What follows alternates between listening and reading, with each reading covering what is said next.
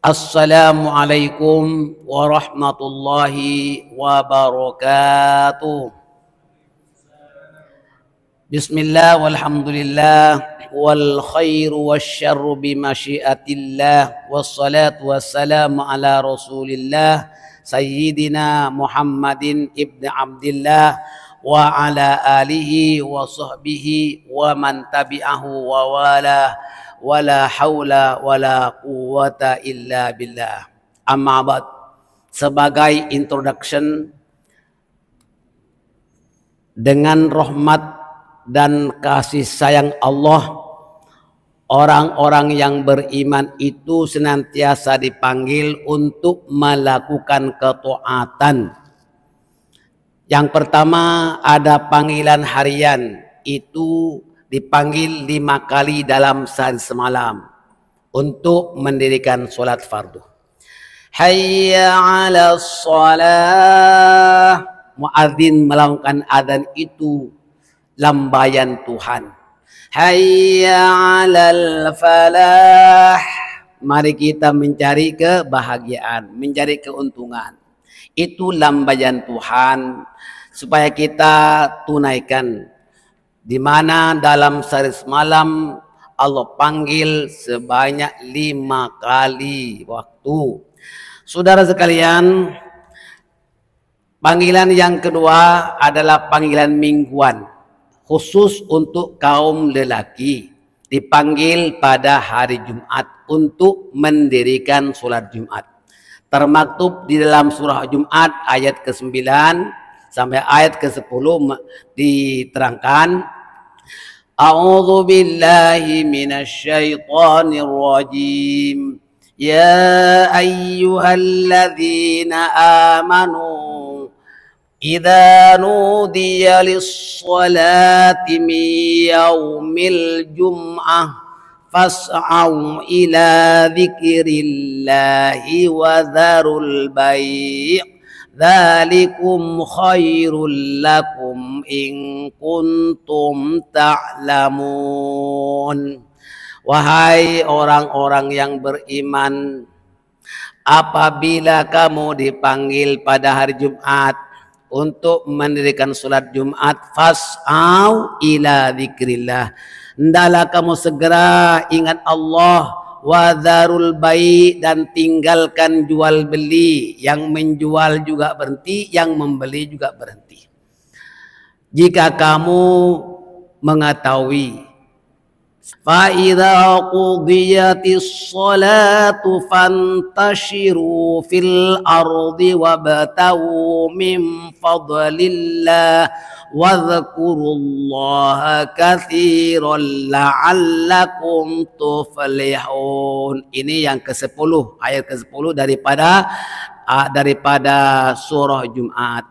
Apabila selesai mendirikan sholat Jumat, hendaklah kamu mencari anugerah Allah, karunia Allah bertebaran di muka bumi ini, bertugas lagi, dan banyak-banyaklah kamu berzikir kepada Allah, bertasbih kepada Allah Subhanahu wa taala.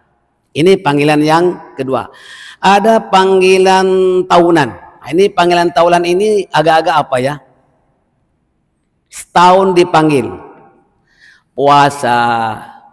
Itu diterangkan di dalam suratul Baqarah ayat 183. A'udzu billahi minasyaitonir rajim.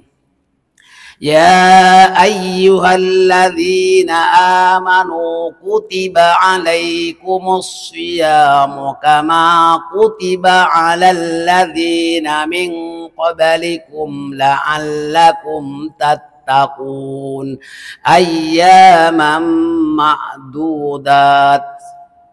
Wahai sekalian orang-orang yang beriman, diwajibkan atas kamu berpuasa seperti mana puasa itu telah diwajibkan kepada umat-umat sebelum kamu, supaya kamu menjadi insan yang bertakwa. Itu panggilan tahunan. Itu yang akan kita bincangkan lebih lanjut nanti insya Allah. Ada panggilan sepanjang hayat sekali. Agak-agak apa ya? Sepanjang hayat sekali. Panggilan haji. Wa adzim fin nasi bil hajji ya'tuka rijalan wa ala kulli dhamiri ya'tina min kulli fajjin amiq liyashhadu manafi'a lahum. Allahu Akbar. Panggilan haji. Sepanjang hayat sekali itu, yaitu panggilan haji, diterangkan di dalam surah Al-Hajj ayat ke-27 hingga ayat ke-28, dan juga dalam surah Ali Imran ayat ke-97 diterangkan walillahi 'alan nasi hijjul baiti man istata'a ilaihi sabila. Diwajibkan atas manusia menunaikan haji ke Baitullah bagi orang yang mampu. Insya Allah kami doakan semua pelajar-pelajar yang belum menunaikan ibadah haji dapat menunaikan ibadah haji, karena itu rukun Islam yang kelima. Ada panggilan taubat. Wah, ini panggilan taubat ini taubat nasuha. Diterangkan dalam surah At-Tahrim ayat ke-8. A'udzu billahi minasyaitonir rajim.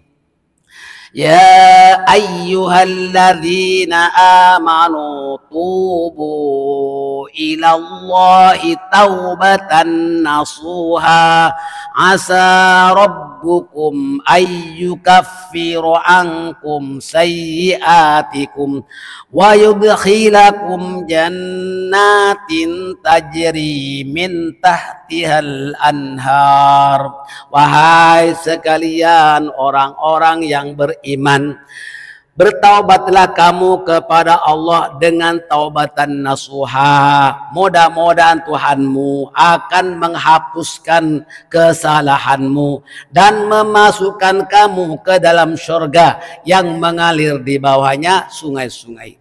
Jadi orang yang beriman itu disayangi oleh Allah supaya segera bertaubat. Apabila kita telah bertaubat dan taubatnya diterima oleh Allah, macam orang yang tidak berdosa lagi dan dipersilakan untuk menjadi ahlul jannah. Tidak ada manusia yang sepi daripada dosa, maka kita perlu bertaubat kepada Allah SWT, memperbanyak istighfar. Ada lagi panggilan berzikir, bertasbih, berdoa, itu dipanggil juga orang yang beriman. A'udzu billahi minasyaitonir rajim. Ya ayyuhalladzina amanu dzkuru dzikran katsira wasabbihuhu bukratan wa asila. Itu termaktub dalam surah Al-Ahzab ayat ke-41 hingga 42. Wadhkurullaha katsiran la'allakum tuflihun. Itu surah Al-Anfal ayat ke-45.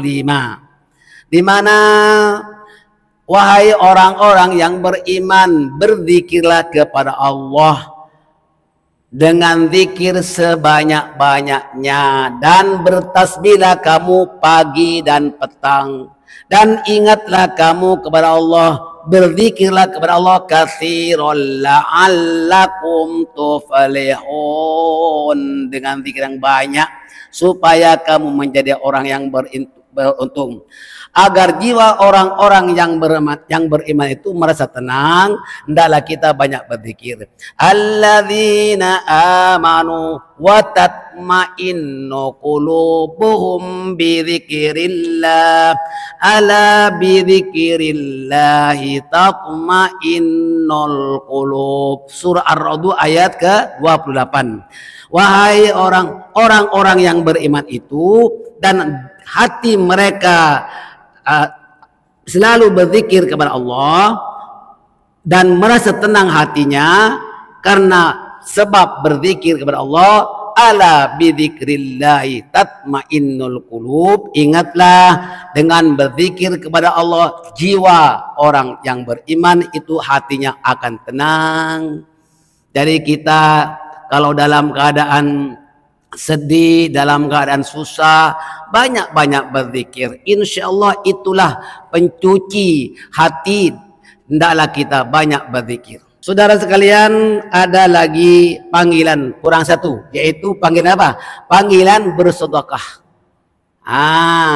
Supaya nanti tidak menyesal dipanggil bersedekah.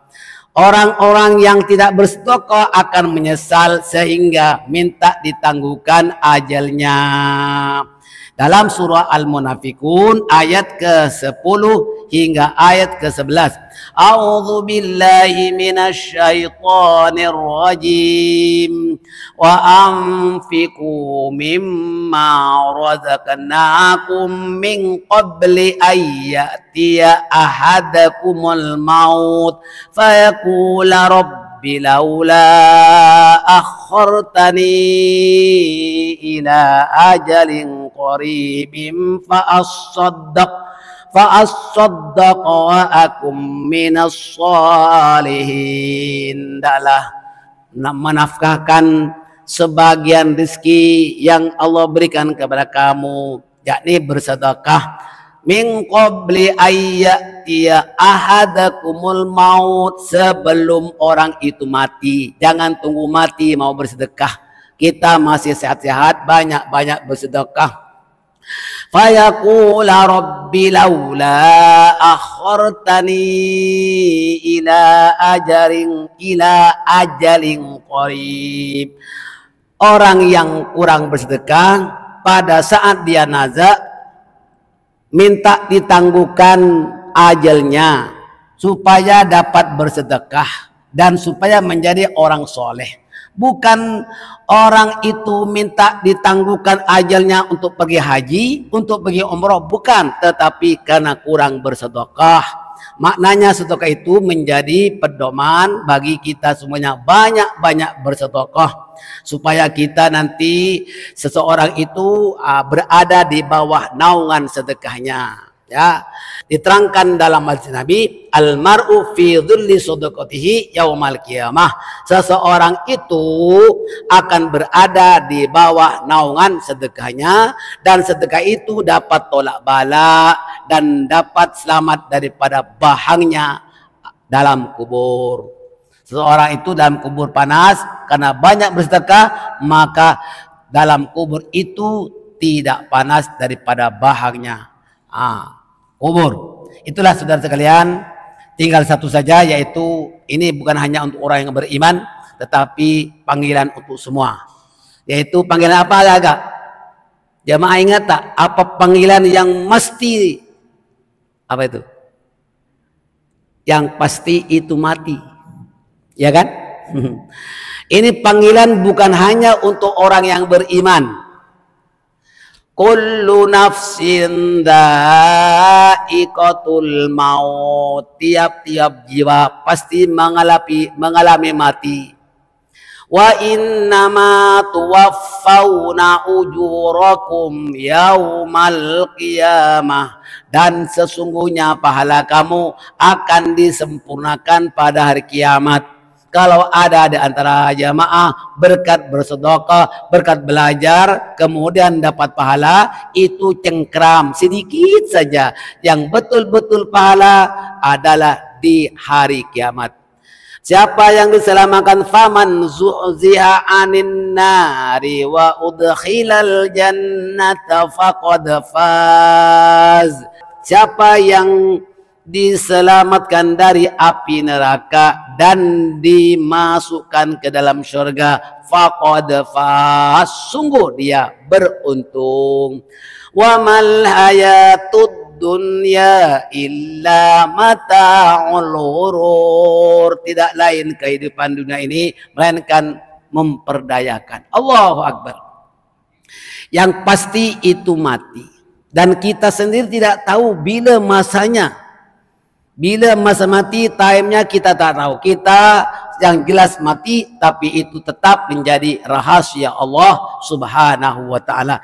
Itu kita perlu mempersiapkan bekalan akhirat. Itu diantaranya, yudrikumul mautu walau kuntum fi burujim musyayyadah. Di mana saja kamu berada, pasti dijumpa oleh maut. Walaupun kamu bersembunyi dalam benteng yang kokoh. Allahu Akbar. Inilah panggilan Allah dengan rahmat dan belas kasihannya. Orang-orang yang beriman senantiasa diberi peringatan, dipanggil supaya menjadi insan yang bertakwa. Ibadah puasa juga tujuannya supaya la'allakum tattaqun, supaya kalian menjadi orang yang bertakwa. Apabila kita telah menjadi orang yang bertakwa, mesti kita menjadi ahlul jannah. Amin ya rabbal alamin.